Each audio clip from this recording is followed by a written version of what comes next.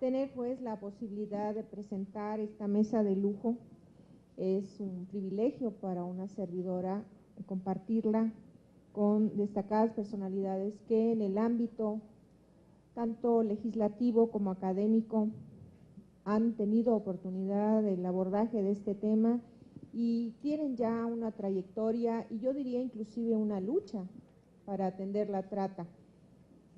De ahí que me enorgullece pues tener esta posibilidad, agradeciendo cumplidamente a cada uno de ellos la posibilidad que nos brindan de escucharlos. Tendremos en esta mesa denominada Marco Jurídico Internacional, Nacional y Propuesta de Trata de Personas, al doctor Miguel Ontiveros, experto académico, a la senadora Angélica de la Peña y a Mariana Alegret. Cada uno de ellos, como decía en su momento, en el ámbito que corresponde, han contribuido notablemente al abordaje del tema. En primer término, me voy a permitir dar el uso de la voz a Mariana Alegret. Ella es maestra en Análisis Político y Medios de Información por el Instituto Tecnológico Monterrey, Campus Ciudad de México, institución en la que obtuvo también el título de licenciado en Relaciones Internacionales. De gran interés en temas migratorios y de derechos humanos, fue invitada a colaborar en el Consulado General de México en Miami, donde trabajó directamente con la comunidad mexicana que reside en Estados Unidos. Desde 2008 ha estado colaborando con la Oficina de Naciones Unidas contra la Droga y el Delito y actualmente tiene el cargo del Oficial Regional de Cooperación Internacional. Sus tareas principales se centran en la implementación del proyecto regional, promoción de la cooperación entre México y Centroamérica para prevenir y combatir el tráfico ilícito de migrantes, financiado por la Unión Europea. De igual modo, Mariana ha colaborado en las acciones de prevención del delito de trata de personas en México a través de acciones vinculadas con la campaña de UNEDOC denominada Corazón Azul. Ha participado en diversos seminarios nacionales e internacionales donde ha realizado ponencias relacionadas con la prevención del delito de trata de personas. Por todo lo anterior, me es muy grato darle el uso de la voz a Mariana. Por favor. Muchas gracias, muy buenos días. Saludo a mis compañeros del panel, senadora doctora Ontiveros. Muy buenos días a todos ustedes. Reciban un cordial saludo del señor Antonio Masitelli, el representante de nuestra oficina en México, a quien en su nombre agradezco la invitación en este foro, en particular a la licenciada Laura Vargas y a todas las dependencias e institutos que hicieron posible este evento. El señor Masitelli siempre dice que el mejor combate a la trata de personas es previniendo que haya más víctimas del delito. Y creo que foros como estos, espacios de reflexión, de análisis que nos ayudan a intercambiar y a generar conocimiento, son el camino correcto para iniciar la prevención del delito y para difundir información sobre la trata de personas. Si pudieran poner la presentación de PowerPoint. Para la oficina es muy importante que nos hayan dado el espacio en este foro, aun cuando es importante analizar desde una perspectiva nacional el fenómeno de la trata de personas. Siempre es importante tomar en cuenta y tener en cuenta el contexto internacional en el que este delito está inmerso. México no es el único país que se ve afectado por la trata de personas y evidentemente las causas y las consecuencias del delito son de alcance internacional. Por eso nos es importante tener el espacio y la oportunidad para presentarles un poco cuál ha sido el marco jurídico internacional y la génesis a nivel de los Estados miembros de la ONU, en que se comenzó a hablar y a discutir de la trata de personas, hacia dónde vamos evolucionando en las discusiones de este delito, que lamentablemente el delito y las formas en las que se cometen también van evolucionando. Y bueno, cuáles son los retos que la UNODC considera que nos enfrentamos y un poco reflexionar cómo podemos abordarlos para intentar pues, prevenir y combatir el delito más eficazmente.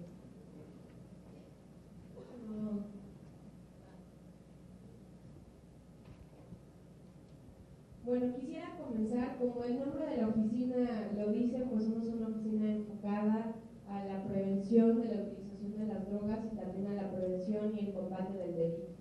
Y desde esa perspectiva es que nosotros comprendemos a la trata de personas como un fenómeno de la delincuencia organizada transnacional. ¿Y por qué organizada transnacional? Y quisiera retomar el ejemplo que la fiscal Nelly nos dio hace unos minutos de una víctima que fue reclutada, enganchada en Honduras, después fue trasladada, cruzó varios países de Centroamérica, cruzó la frontera de México, quizá fue entregada a una tercera persona y llegó a ser explotada en Guanajuato. Ahí estamos hablando de un grupo delictivo organizado que cruza las fronteras y que por lo mismo el abordaje tiene que darse entre dos o más países para perseguir y combatir el delito. Esta situación y este fenómeno lo entendieron así todos los estados que son miembros de las Naciones Unidas, y en el año 2000 se suscribió lo que se conoce como la Convención de Naciones Unidas contra la Delincuencia Organizada Transnacional. Y este es el marco jurídico internacional principal que nos ha llevado a abordar el delito de la trata de personas. Esta convención, los estados se dieron cuenta que la delincuencia organizada estaba rebasando las capacidades nacionales y que era necesario fomentar esquemas de cooperación a nivel internacional. 3 delitos en particular preocuparon a los estados en aquel entonces, en el año 2000. Uno fue el tráfico de armas, el siguiente fue el tráfico ilícito de migrantes y el tercer delito, que es el que nos ocupa el día de hoy, que es la trata de personas. Y es por eso que entonces se realizó un protocolo complementario enfocado a prevenir, reprimir y sancionar la trata de personas, con especial énfasis en las mujeres y en los niños, entendiendo que estos dos grupos son los de mayor vulnerabilidad a la trata de personas, y los datos muy escasos que se encontraban en el año 2000 y las estadísticas que hasta el día de hoy encontramos es que son los grupos que son más frecuentemente víctimas de la trata de personas, las mujeres y los niños. Y es por eso que tenemos que ponerle mayor atención a la prevención y el combate de los delitos cuando ellos son las víctimas, y es por eso que se reflejaron en este protocolo. El protocolo lo que busca en primer lugar es brindar herramientas para la prevención del delito, es decir, que los estados realicen acciones integrales de prevención, de difusión de información, de políticas públicas que prevengan la trata de personas. En segundo lugar, lo que queremos es proteger a las víctimas de la trata de personas y que éstas reciban una asistencia adecuada y apropiada al nivel de explotación, al nivel de sufrimiento a las que han sido expuestas. En tercer lugar, queremos contribuir a que se persiga penalmente el delito de trata de personas. Es importante que aquellos tratantes, aquellos que lucran y que explotan a las vidas humanas, a los niños y a las niñas, sean sentenciados y que sean encarcelados para evitar que se siga cometiendo el delito de trata de personas. Y evidentemente el espíritu central que se encuentra detrás de este protocolo pues es la cooperación internacional, fomentar la cooperación entre los estados para cumplir estos 3 objetivos principales, para perseguir el delito, proteger a las víctimas y ayudar a la prevención del mismo. A la luz de este protocolo es que surgen distintos instrumentos internacionales que han ayudado a los estados, y quisiera hacer especial énfasis en la ley modelo contra la trata de personas, la cual fue retomada por el Estado mexicano en algunos de sus aspectos para redactar la ley que se encuentra actual y que es la ley vigente. Este instrumento es un marco jurídico, una guía que ayuda a los estados a ver qué elementos pueden incorporar con la finalidad de que se cuenten con legislaciones nacionales especiales para prevenir y sancionar el delito. Cuando se firmó el protocolo hace más de 10 años, ningún país tenía una ley especial. Algunos países en sus códigos penales tipificaban la explotación sexual comercial de niños y niñas, o se hablaba del turismo sexual, pero no había leyes integrales que previnieran y combatieran el delito y que abordaran todos los aspectos de la trata de personas. Y a partir del año 2000, la labor que está haciendo las Naciones Unidas junto con los congresos, junto con los estados, es fomentar que haya leyes especiales que brinden un marco de protección a las víctimas.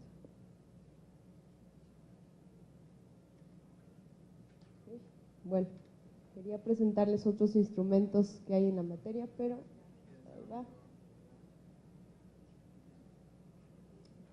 En el marco de la Convención de Palermo, que les mencioné en un inicio, se acordó formar un grupo especial sobre trata de personas, el cual se reuniera de manera periódica para analizar cómo los estados iban implementando o cómo los estados iban avanzando en las políticas de prevención y combate.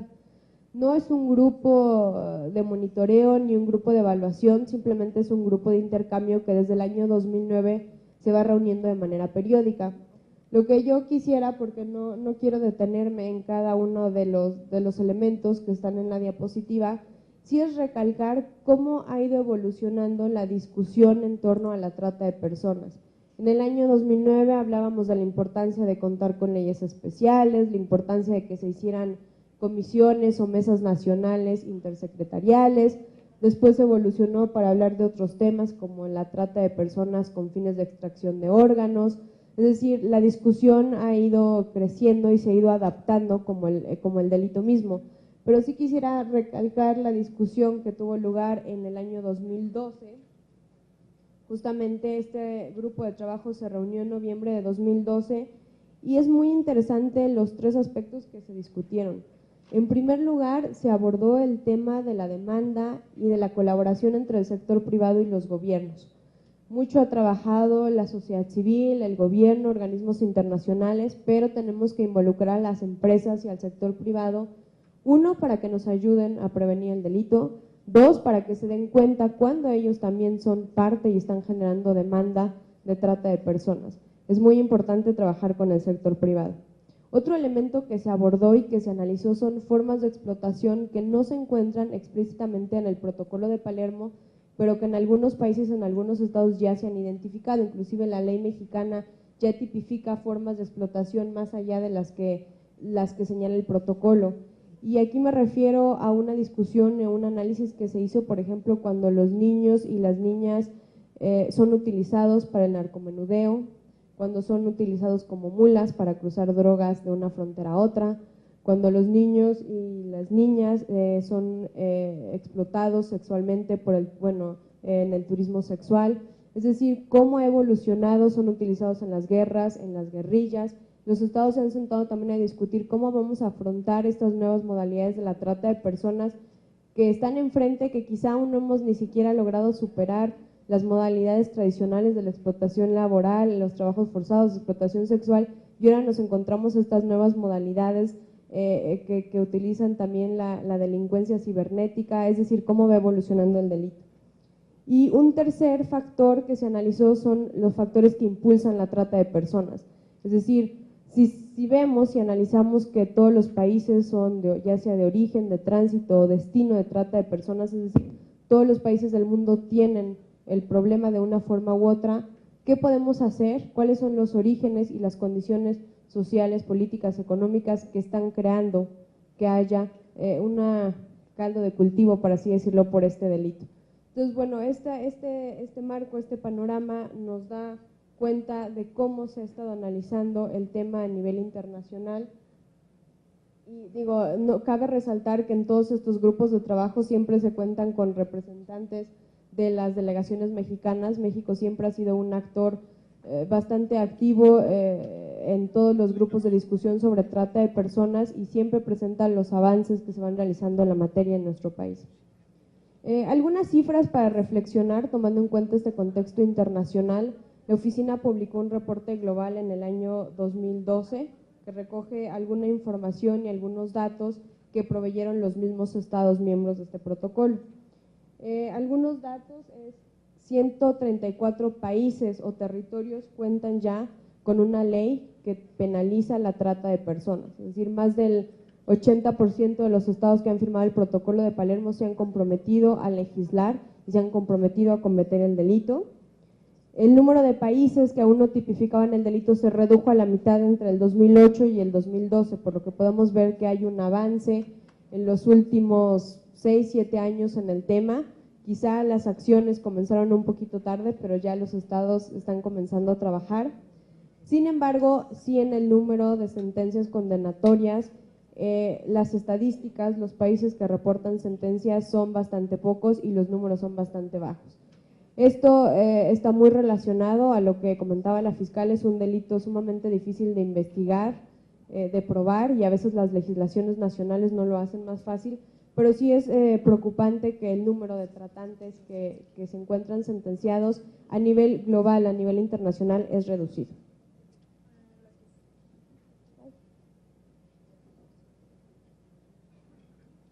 Quisiera también hacer mención otro foro internacional.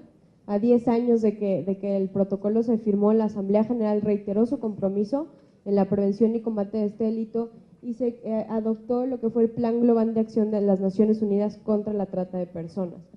El Plan Global de Acción, no me voy a detener, reitera los mismos principios del protocolo y reitera el compromiso de los estados.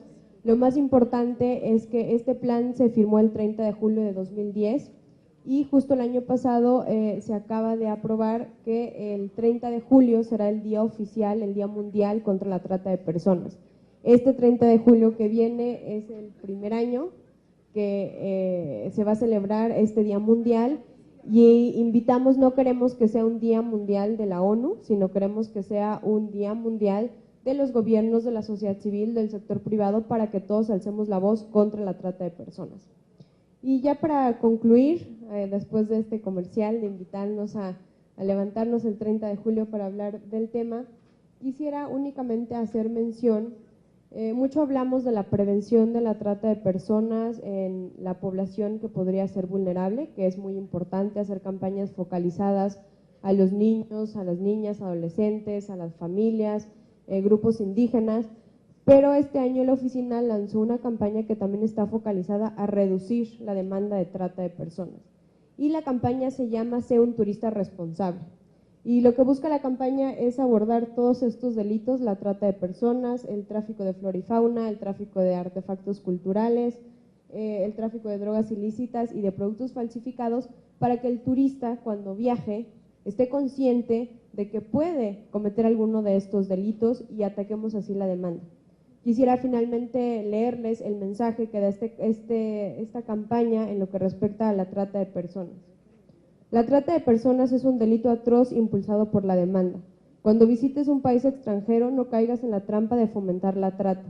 Si crees que alguien está siendo forzado a trabajar contra su voluntad o que está siendo maltratado, o simplemente ves algo que crees que no está bien en un bar, en un hotel o un restaurante, informa del delito. Tus acciones pueden ser esenciales para evitar la explotación sexual y el trabajo forzado. Los niños son especialmente vulnerables. No dejes que el abuso de menores viaje. Muchas gracias. Muchas gracias, Mariana, muy amable. Nuestro siguiente expositor es el doctor Miguel Ontiveros Alonso y me voy a permitir nada más dar algunos datos de su currículum porque, como le comentaba él, trae 2 tomos, ¿verdad? Tomo 1 y tomo 2. Y entonces me tardaría demasiado en abordarlo. Es doctor en Derecho Penal y Derechos Humanos por la Universidad de Salamanca, España, con estancia de investigación en la Universidad de Múnich, Alemania. Tiene grado de licenciado en la Universidad de Salamanca y además, originalmente como licenciado en Derecho por la Universidad Nacional Autónoma de México. Es profesor investigador del Centro de Investigaciones Jurídicas de la Universidad Autónoma de Chiapas, actualmente, investigador nacional SNI nivel 1 y tiene además una fundación que ha estado trabajando precisamente todos estos aspectos de trata y como experiencia académica destaco que es profesor de Derecho Penal, Corrupción Pública y Derecho Privado también en tanto la Facultad de Derecho de la Universidad de Salamanca, España y también en la Maestría de Derecho Penal en Veracruz, en la Universidad Cristóbal Colón. Es profesor y miembro del claustro doctoral de la Facultad de Derecho de la Universidad de Anáhuac. Durante todo, yo diría de Miguel Ángel, un gran comprometido con la lucha contra la trata y tiene mucho tiempo ya trabajando el tema, ha impulsado iniciativas legales, ha colaborado muy de cerca, inclusive en este momento con la senadora Angélica de la Peña, en la nueva iniciativa de ley que hay para reformar precisamente la ley de trata vigente. Sin más preámbulo, doctor, tienes el uso de la voz. Muchas gracias por estar aquí. Muchas gracias, muy amable, muy querida y distinguida Elba Cárdenas. Agradezco muchísimo la amable invitación que me han formulado para venir a conversar con ustedes en materia de trata de personas, pero qué fortuna que sea con especial referencia a la infancia, ¿no? Por eso agradezco la invitación a las autoridades, a la directora del DIF Nacional, por supuesto, que me permite además esta invitación reencontrarme con colegas de la Procuraduría General de la República, del INACIPE y de un montón de instituciones que trabajan a favor de los derechos de la niñez, y por supuesto acompañar a la muy distinguida senadora Angélica de la Peña, líder, creo yo, a escala nacional desde el ámbito legislativo para la protección de los derechos de la niñez, y a Mariana de la Oficina de la ONU, también vinculada a esta materia, quien ha señalado cuestiones muy puntuales a las cuales yo me voy a limitar. Como tenemos muy poco tiempo, y el tema para mí es el más importante que hay en México, el de la protección de las niñas y de los niños contra la explotación y la trata de personas, que son dos cosas diferentes, que nuestra ley actual confunde tremendamente, ¿no? Entonces voy a ser clarísimo o muy puntual con la finalidad de señalarles a ustedes por qué todo lo que se ha dicho de forma muy destacada el día de hoy aquí, no es posible realizarlo si no se reforma nuestra ley general. Simplemente no es posible. Los ánimos, la protección del alma, del corazón y de las niñas y los niños, lo comparto totalmente. ¿Quién no? Pero para eso necesitamos una ley seria y no la tenemos. Y como me gusta el tema y me he dedicado a esto ya durante mucho tiempo y lo veo desde el punto de vista penal, me permito sugerir que para los efectos de prevenir y sancionar la trata de personas y la explotación de niñas y niños, con especial referencia a la primera infancia, o sea, de 0 meses a 6 años, cuestión que queda invisibilizada en la ley actual, ni se menciona a las niñas y niños a la primera infancia, voy a señalar por qué creo que la reforma afortunadamente aprobada apenas en el Senado de la República y que tiene pendiente la Cámara de Diputados de abordar, sí que resuelve problemas tan importantes como los que señalaba Nelly Montealegre. Nelly Montealegre y Mariana señalaban algunas de las hipótesis de trata de personas que se deberían sancionar. Yo voy a decirles cuáles son modelos de trata de personas que no se sancionan en nuestra ley y que se genera una amplia impunidad, ¿no? Primer punto, el artículo 10 de nuestra ley general vigente confunde dramáticamente, no entiendo por qué, un delito que no tiene nada que ver con el protocolo ni con la ley modelo de trata, que se siguió en la reforma impulsada por Angélica de la Peña y Adriana Dávila, senadora también, que es la distinción entre tráfico de órganos y trata de personas con fines de extracción de órganos, tejidos o un componente. El artículo 10, en su fracción 10, que se proyectó aquí, dice, una de las hipótesis de trata de personas es el tráfico de órganos. Ese es otro delito, que no se menciona, por cierto, en las leyes modelos. Claro que no, porque eso es un delito que ya existe en México, que está sancionado en la Ley General de Salud. Eso significa que si hoy mismo alguien recluta a un niño, a una niña, con fines de extracción de un órgano, tejido, su componente, independientemente del fin para el cual se quiere ese órgano, porque puede ser tráfico, pero puede ser múltiple de fines, no se sanciona. Es impune, porque el 10 dice tráfico de órganos. Y el tipo penal y el protocolo derivado de la Convención de Palermo no habla de tráfico de órganos, que es otro delito. Habla de fines de extracción para jugar con el órgano, para quedármelo, para tenerlo como un premio, lo que sea. Eso es trata, pero eso no se sanciona en la ley. Y tenemos noticias, ciertamente, de que por ahí en Michoacán, alguno de los miembros de la delincuencia organizada ya hablaba de esa hipótesis respecto de niñas y niños. Impune en nuestro país, ¿no? Primer asunto. Y ya llevo 5 minutos. Artículo 13 de la ley vigente. Lo que estoy hablando son artículos vigentes que desprotegen a las niñas y a los niños en materia de trata de personas. Dice, será sancionado con pena de 15 a 30 años de prisión al que se beneficie de la explotación de una o más personas a través de la prostitución, la pornografía, la explotación sexual, pues. Nada más que se tiene que beneficiar. O sea que si yo exploto sexualmente a una niña, a un niño, como sucede ampliamente en nuestro país, pero no tengo un beneficio, es impune. ¿Por qué? Porque las legisladoras y legisladores, con sus argumentos, pusieron como elemento del tipo penal de explotación el beneficio. Oiga, a ver, acredíteme el beneficio. ¿No? Lo hice simplemente porque me gusta hacerlo, pero no tuve ningún beneficio, impune la explotación de la niñez. Ahí está clarito, lo estoy dejando de forma muy sencilla, con la finalidad ¿no?, de no incurrir en simulaciones, ni tampoco voy y señalo el artículo concreto. La explotación de la niñez, si no se obtiene beneficio económico en este país, es impune. Voy al artículo 15, que es pornografía. Ya señalaba acertadamente la fiscal y líder del combate de trata de personas en nuestro país, Nelly Montealegre, ¿no?, que, bueno, México es ciertamente, junto con España, creo que ya lo rebasamos, el primer país en producción de pornografía infantil, ¿no?, especialmente de bebés, ¿eh? En la PGR y en Seguridad Pública teníamos imágenes de bebés explotados sexualmente. No es un mito, es una realidad. Vean lo que dice el 15 en la ley actual. Todo lo que yo estoy diciendo y estoy criticando ya se corrige en la reforma aprobada por el Senado, pero que no está vigente hasta en tanto no se apruebe en la Cámara de Diputados. Pornografía, dice el 15, será sancionado con pena de 5 a 15 años de prisión al que se beneficie económicamente de la explotación de una persona mediante el comercio, distribución, exposición, circulación, oferta de libros, escritos, grabaciones, filmes, fotografías, anuncios impresos, imágenes, objetos de carácter lesivo, reales o simulados, a través de cualquier medio. ¿Sí? Dice aquí, beneficio económico. Si no obtuve un beneficio económico, es simplemente una satisfacción sexual al verlas, ¿no?, y comercio con esta pornografía de niñas o niños o de bebés, impune. ¿Por qué? Porque es un elemento del tipo. ¿Qué es lo que hace la reforma que se aprobó en el Senado? Saca todos estos elementos críticos que he señalado de beneficios y los pone como agravantes. Basta con que tú explotes o tengas el objetivo de explotar a través del reclutamiento o del enganche del niño o de la niña para consumar el tipo penal de trata más explotación. Si obtuviste un beneficio, entonces te agravo la pena, pero no pueden ser elementos del tipo. Hoy es elemento del tipo y aparte de aquí tiene que ser económico. Si mi beneficio fue sexual, impune. Y ese es el principio de legalidad. No estoy mintiendo, lo estoy dejando muy claro y estoy leyendo la ley. Ahora me voy con el artículo 16.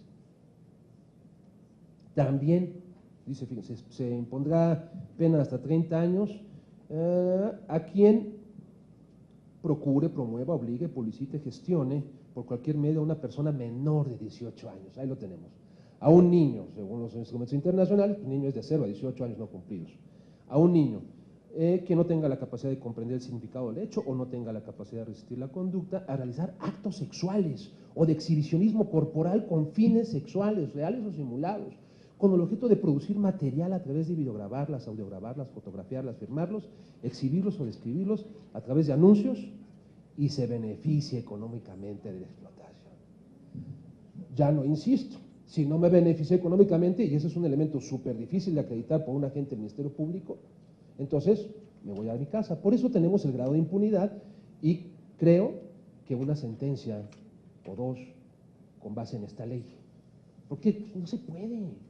Y se lo digo, yo fui mecanógrafo en el Ministerio Público, fui oficial secretario del Ministerio Público y fui agente del Ministerio Público. Y además he formado a mucha gente del Ministerio Público, en el INACIPE, en la Procuraduría del DF, fui director de su instituto y sé de lo que estamos hablando, ¿no? Vámonos con el 20.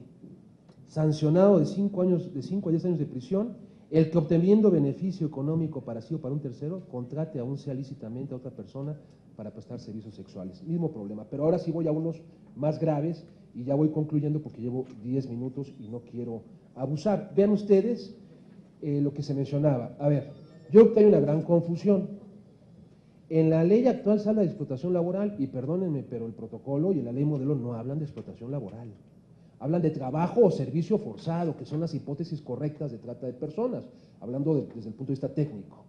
La ley actual, en su artículo 22, que tengo aquí subrayado, sanciona el trabajo, pero no sanciona el servicio forzado, y son dos cosas diferentes. Y en la reforma aprobada por el Senado, se distinguen lo que es el trabajo y el servicio forzado, con lo cual, si yo incurro en una acción de servicio forzado sobre una niña o un niño, queda impune, porque el 22 solamente dice, será sancionado con pena tal quien tenga o mantenga una persona en trabajos forzados. No dice servicios forzados y la ley modelo sí la distingue. Nosotros utilizamos para participar en los debates que se hicieron en el Senado de la República la ley modelo y otros instrumentos que están dirigidos incluso a legisladoras y legisladores y elaborados también por la propia oficina, ¿no? Y estándares internacionales que se señalan ahí. Pero fíjense lo que dice el 22. Sabemos que se utilizan a niños en trabajos en las minerías, en las minas, perdón, en el campo. Pues yo leo el 22 y dice, hay trabajo forzado cuando el mismo se obtiene mediante, y le meten los medios comisivos. No está mal, uso de la fuerza, daño grave, amenaza, el abuso o amenaza de denuncia ante las autoridades, y acaba el delito. Pues, según yo, cuando se trata de niñas o niños, lo que nos está teniendo aquí reunidos el día de hoy, no es necesario comprobar los medios comisivos, pues no lo dice el 22, con lo cual tengo que comprobar que amenacé al niño, ¿no? O que abusé de un acto de autoridad, de una autoridad que tengo sobre el niño, para poder acreditar el delito. Supuestamente en materia de niñez, los medios comisivos, tal y como se señala en la reforma aprobada por el Senado, no deben ser acreditados, el 22 es omiso. Y ya, gravísimo, y casi voy a terminar, me faltan 2 artículos, el 24, mendicidad. Una realidad saliendo aquí en Reforma, Insurgentes, o en el primer semáforo que ustedes se encuentren. Y vean lo que dice el artículo 24 vigente, por lo cual, pues, evidentemente no se puede ejercer acción penal el día de hoy por este 24. Dice, se sancionará con pena tal a quien utilice a una persona para realizar actos de mendicidad, a un bebé. Luego dice, se entiende por explotación de la mendicidad ajena obtener un beneficio. Primer problema. Al obligar a una persona a pedir limosna contra su voluntad. Según yo, la voluntad o no, o el consentimiento o no, no importa, lo dice el protocolo y lo dice también la ley modelo de la ONU. Pero aquí dicen que, bueno, se otorga su voluntad, entonces ya no hay explotación.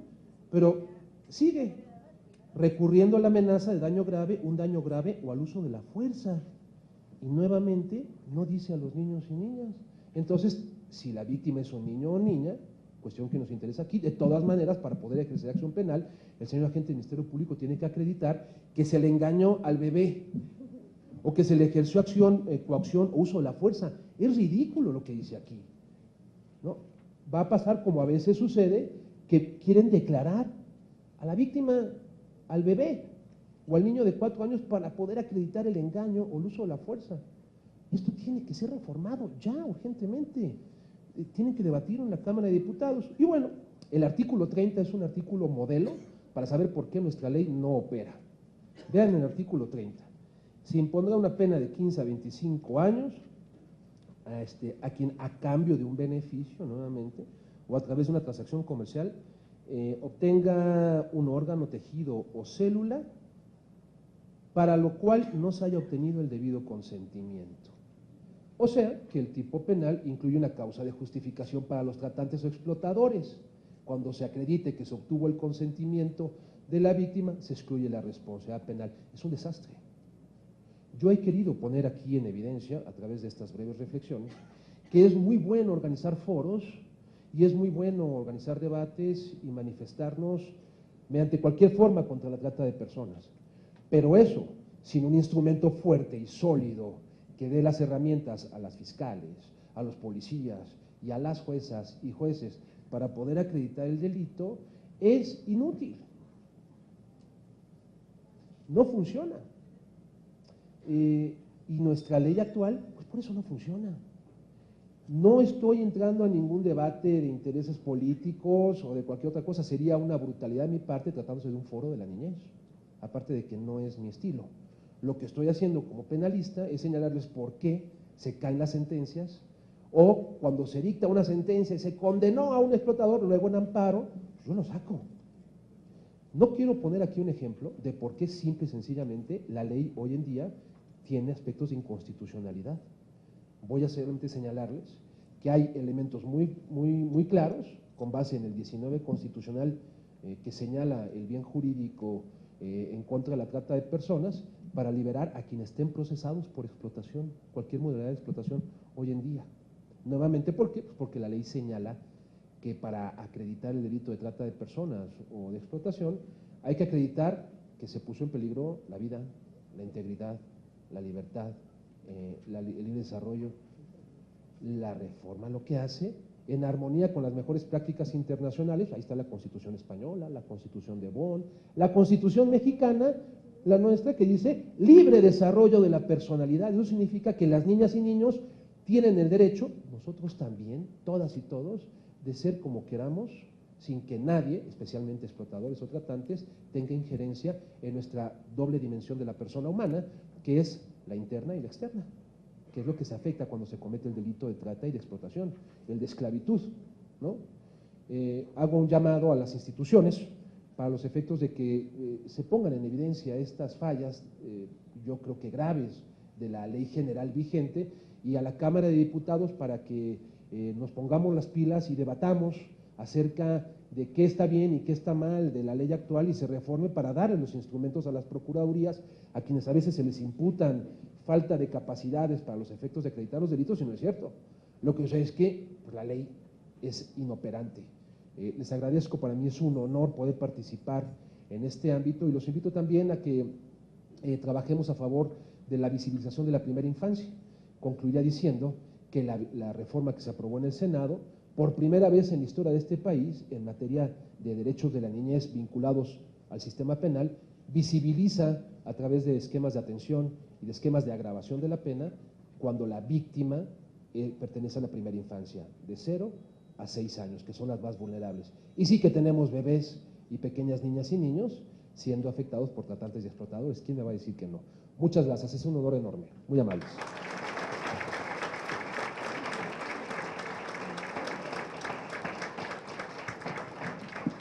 Muchas gracias al doctor Ontiveros, de verdad que siempre es un deleite escucharlo. Afortunadamente hemos tenido esta oportunidad, ese privilegio. Gracias, Miguel. Gracias también porque sabemos que concretaste esta asistencia cancelando otras conferencias que tenías por precisamente la importancia que le da la infancia al foro. Muchísimas gracias en nombre del Sistema Nacional por la oportunidad que nos brindas de escucharte. Bueno, vamos a cerrar con broche de oro con la senadora Angélica Lapeña, que me ha pedido que no lea todo su currículum, pero yo no puedo evitar hacer mención a algunos aspectos, Angélica. Ya decía el doctor Ontiveros hace un momento, la principal líder en este momento de la iniciativa de reformas a la Ley General de Víctimas es precisamente Angélica de la Peña. Pero aparte yo quiero recordar aquí su lucha de hace muchos años por los temas de infancia. Ella fue una de las precursoras de la Ley de Protección de los Derechos de la Infancia actualmente vigente, y también su lucha de tanto tiempo a favor de las mujeres. Con todo esto, Angélica, únicamente recordarte que quienes te conocemos, te reconocemos y te admiramos, y es un honor enorme presentarte en esta mesa. Gracias.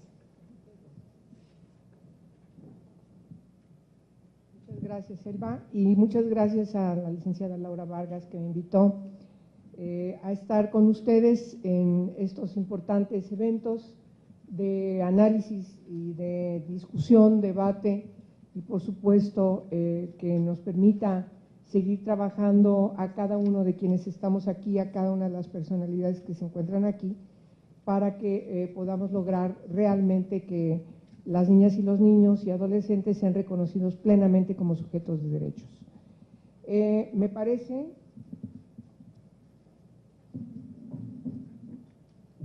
Ay, gracias. Bueno, me voy a poner un banquito para venir casi de la altura de Miguel.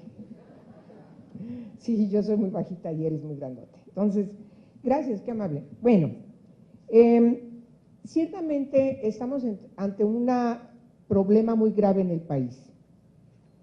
La falta de comprensión de lo que significa la ley general en materia de trata de personas. Hay una confusión terrible en el país, porque no se ha entendido, y cuando digo confusión no me refiero solamente a quienes quizás estemos aquí, sino sobre todo a quienes tienen que aplicar la ley, a quienes tienen que involucrarse para la definición de políticas públicas, a quienes tienen que legislar, a quienes tienen que todos los días enfrentar el problema, cualquiera que sea la magnitud y el proceso del mismo. No se entiende que estamos ante una ley que sustituye a los 32 códigos penales de las entidades federativas y al Código Penal Federal. De ese tamaño es el problema. Hay un mandato constitucional que determina, que mandata que el Congreso de la Unión tiene que legislar en materia de trata y secuestro para que defina en una ley general, entre otras cuestiones, el tipo penal en el caso específico de trata de personas y sus sanciones. Todavía teníamos hasta hace poco congresos locales que seguían reformando sus códigos penales para armonizar su legislación penal con esta ley general, vigente desde el 2012. Eso refleja una gran confusión. Y por supuesto, esa confusión también baja a otros ámbitos, como es el de procuración de justicia, y con un problema gravísimo también de que la ley no tiene una aplicabilidad eficiente en la persecución de los delincuentes, ni tampoco en el otro propósito totalmente importante, trascendental, que es la prevención del delito y, por supuesto, la atención y protección debida a las víctimas del delito. Esos fueron los motivos que nos obligaron en el Senado de la República a hacer una revisión de la ley. Eso fue el motivo de nuestro trabajo legislativo en diversas comisiones del Senado de la República para trabajar más de año y medio en la revisión de esta ley y finalmente concretar las reformas a las que se refirió el doctor Ontiveros y que hoy están esperando ser aprobadas en la Cámara de Diputados para que efectivamente pueda en todo el país existir un instrumento jurídico de naturaleza penal que pueda tener efectividad, que pueda ser realmente útil a los ministerios públicos y a jueces y juezas para llevar, obviamente, a través de un debido proceso legal, a quienes han incurrido en estas comisiones de delitos que tanto han dañado a la sociedad. La diferenciación de los medios comisivos y los agravantes, todavía hay quienes no los pueden entender. La importancia de la protección a las personas menores de 18 años de edad, a las que no se les tiene que comprobar ningún medio comisivo, creo que es importante destacarlo, lo mencionó el doctor Ontiveros, pero me parece muy relevante destacarlo, sobre todo en este foro, que tiene que ver con los derechos de las niñas y de los niños. Ese es uno de los grandes avances que tienen las reformas. La visibilización de las edades etarias y de manera muy específica la protección irrestricta a quienes son niñas y niños antes de los 6 años me parece sin duda relevante. Pero también quiero mencionar que hay algunos tipos que no estaban debidamente inscritos en la actual ley, que no están debidamente inscritos y nosotros ahora lo definimos puntualmente, porque es trata de personas. Un señor que da a su hija de 12 años, casada o cualquiera que sea la circunstancia por el trueque, de 10 cajones de cerveza o una vaca, hoy está sancionado en la ley, porque eso es trata de personas. Ese es un problema que no estaba debidamente visibilizado en la ley. La ley tenía solamente un enfoque de la trata con fines de explotación sexual, pero hay una gran cantidad de asuntos que tienen que ver con la trata de personas que no estaban debidamente visibilizados e inscritos. La trata de personas que sufren quienes son jornaleros agrícolas, quienes se encuentran en situación de riesgo y de vulnerabilidad por situación de migración, quienes están siendo retenidos contra su voluntad y además sufren explotación, y además, que ese es otro delito, explotación laboral. Es decir, hay una serie de cuestiones importantes que no estaban consideradas en la ley y que, como bien lo decía nuestra colega de la UNOTCA, que efectivamente en el mundo están construyéndose los nuevos delitos, entonces, alrededor de la trata de personas. Entonces, me parece que ahora las reformas que nosotros inscribimos van a permitir, lo digo con mucho respeto, pero seguramente así será, a que México contribuya en esta construcción del tipo penal, de las complejidades que derivan de la trata de personas y de los delitos conexos a la discusión que se está dando en el mundo. Eso es muy relevante también distinguirlo.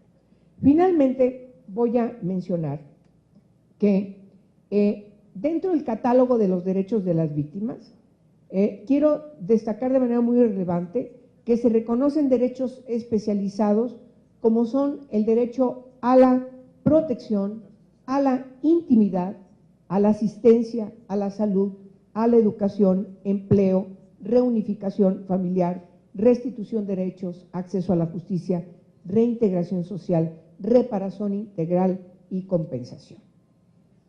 Me parece que eso es muy relevante. Definimos con puntualidad 2 libros. Primer libro, Naturaleza Penal, insisto, para que se comprenda el mandato de nuestra Constitución. Que no se hagan bolas. Esta es la ley que tienen que aplicar de naturaleza penal. Todos los ámbitos federal y locales. Y por el otro lado, otro, el segundo libro, separando la protección y la atención a las víctimas como una responsabilidad del Estado, no solamente de algunas instituciones, sino del Estado. Y revisando puntualmente cuáles deben ser las características de esa atención y de esa protección. Porque no queremos más casitas del sur. Necesitamos protocolos claros de cómo deben funcionar todas las instancias, sean privadas o gubernamentales, pero con un mismo enfoque que efectivamente garantice la protección integral, la reparación del daño, la compensación y sobre todo su reinserción. Nos parece relevante destacar que las personas de cualquier edad, cualquiera que sea su condición, que sean víctimas o que hayan sido víctimas del delito de trata de personas, tienen derecho a darle la vuelta a la página y buscar restituir su proyecto de vida, la aspiración a tener un proyecto de vida. De tal forma que en este segundo libro definimos que es tarea de los 3 órdenes de gobierno. Ahí sí, los congresos locales tienen que legislar para que definan con puntualidad la política de prevención del delito y también lo que tienen que hacer para que ciertamente, de manera objetiva, se logre una correcta atención y una correcta protección integral de las víctimas, cualquiera que sea la circunstancia en la que se hayan visto involucradas. Y no hay vuelta de hoja como responsabilidad del Estado.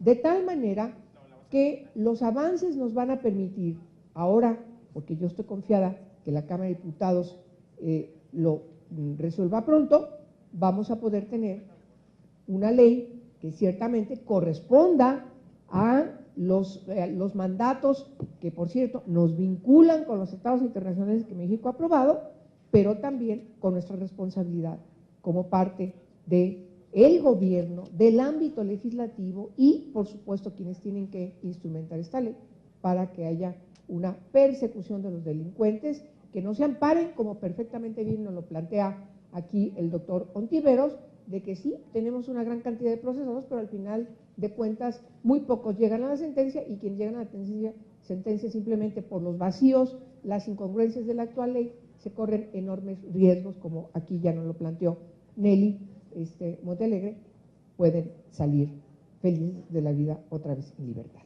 Yo creo, y con eso termino ahora sí, debo destacar que no solamente es mérito del Senado de la República haber inscrito estas reformas tan cuidadosamente delineadas, aunque todas las leyes pueden ser siempre perfectibles. Fue un trabajo donde aglutinó, donde nosotros en el Senado, las y los senadores, aglutinamos a un experto de primerísimo nivel, siempre dirigido por nosotras, donde efectivamente estuvo Nelly, como FEBINTRA, estuvo la PGR, por supuesto el doctor Ontiveros, INACIPE, todos los equipos técnicos de las comisiones y de las y los senadores que tenían interés en la materia. Total, era un equipo grandísimo, con lápiz en la mano todo mundo, con documentos permanentemente en consulta, en constante consulta. Yo no es una anécdota más decirles que la interpretación del protocolo de Palermo fue permanente. ¿Qué es lo que quiso decir el protocolo de Palermo? ¿Cómo lo tenemos que armonizar al derecho romano? Porque también tenemos que entender eso, ¿sí? Que los instrumentos internacionales le sirven a todos los derechos en el mundo, pero aquí es el derecho romano. ¿Cómo le sirve al país? ¿Cómo vamos?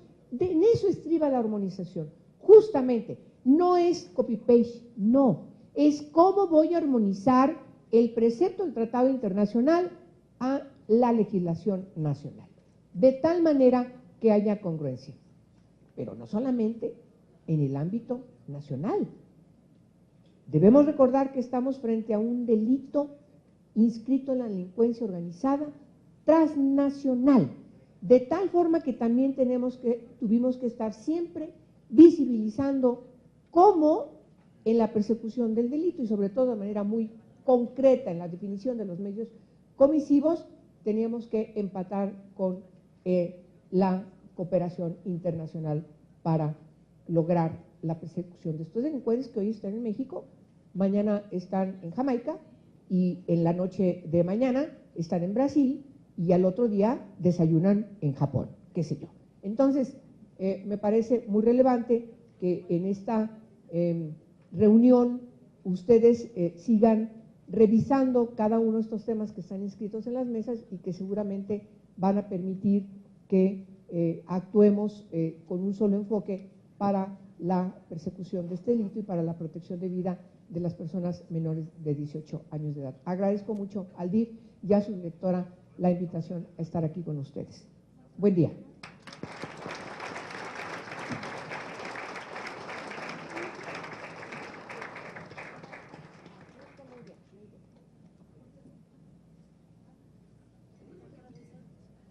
Finalmente, para cerrar la mesa, vamos a hacer entrega de las constancias de reconocimiento.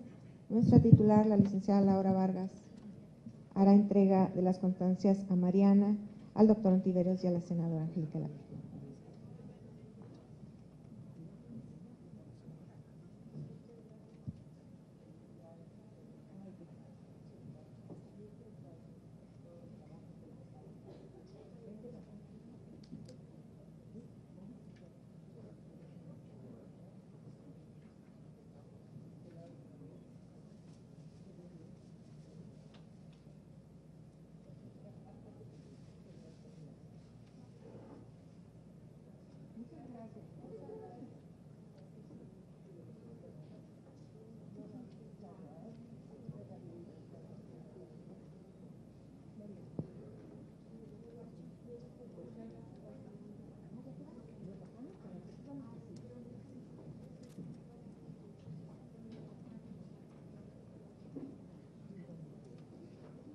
Despidamos con un aplauso a manera de reconocimiento a nuestros panelistas.